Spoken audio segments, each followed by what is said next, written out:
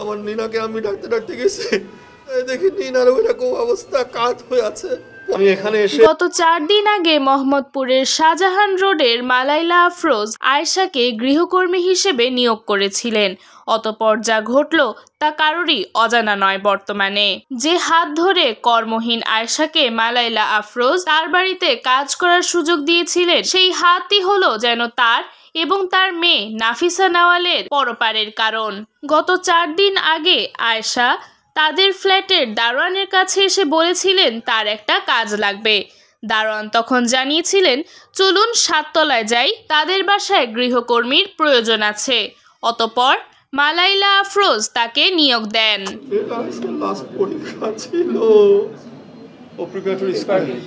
কাজের মেয়েকে ধরলেই বাকিটা আসবে। এই সময় তো কেউ ছিল না বাসায়, ওরা 2 মাঝি ছাড়া, মা আর মেয়ে দুজনে ছিলেন। কাজকর্ম সব ঠিকই চলছিল, কিন্তু হঠাৎ করেই তাদের বাসার মেইন চাবিটি হারিয়ে যায়। কিন্তু তারপরও নাফিসা নাওয়ালের বাবা আজিজুল গৃহকর্মীকে কোনো প্রশ্ন করেন না।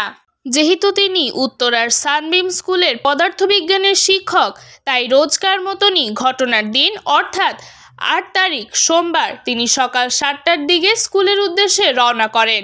ভবনের একাধিক সিসিটিভি ফুটেজ বিশ্লেষণ করে জানা যায় যে 7:51 গৃহকর্মী আয়েশা বোরকা পরে ঘরে ঢুকেন। নাফিসা গেটের সামনে মাথা নিচু করে এখানে, আমি ভেতরে 2 বেডরুমের মাঝখানে ঘরে ঢোকার পর তিনি এমন একটি কাজ করেন যা কারোর কাম্য ছিল না। তারপর আয়েশা সেই বাসায় গোসল সেরে ফ্রেশ হয়ে নাফিসার স্কুল ড্রেস পরে বেরিয়ে যান। জানা যায় নাফিসা মোহাম্মদপুর প্রিপারেটরি স্কুলের 9ম শ্রেণীর শিক্ষার্থী। তার স্কুল ড্রেস এবং মাথায় হিজাব পরে তিনি গেট দিয়ে নির্বিঘ্নে বেরিয়ে যান। তারপর রিক্সা করে চলে যান কোথাও, এমনটাই দেখা গিয়েছে সিসিটিভি ফুটেজে। 11টার দিকে বাড়ি ফিরে আজিজুল যখন এই অবস্থা দেখেন তখন তার মাথায় হাত। তিনি দ্রুত তার শ্যালক সহ বিভিন্ন আত্মীয় স্বজনকে ফোন করেন। পরে পুলিশে খবর দেওয়া হয়। এখনো পর্যন্ত সেই আয়েশাকে গ্রেফতার করা সম্ভব হয়নি। ভিউয়ার্স, একবার চিন্তা করুন, বর্তমানে আমরা কতটা অনিরাপদ অবস্থায় বসবাস করছি। আপনি হয়তো বাসায় বসে আছেন, কিন্তু এমন সময় ঘটে যেতে পারে আপনার সাথে কোনো ধরনের অপ্রীতিকর ঘটনা।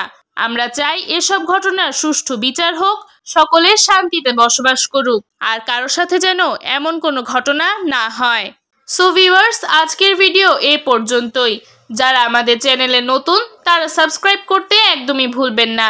আজকের ভিডিওটি কার কাছে কেমন লাগলো কমেন্টে জানাবেন, ভালো লাগলে লাইক করবেন। পরবর্তীতে আপনারা কি ধরনের ভিডিও দেখতে চান সেটিও কিন্তু কমেন্টে জানিয়ে দিতে পারেন। যারা আমাদের চ্যানেলটি অলরেডি সাবস্ক্রাইব করেছেন তাদেরকে আন্তরিক শুভেচ্ছা।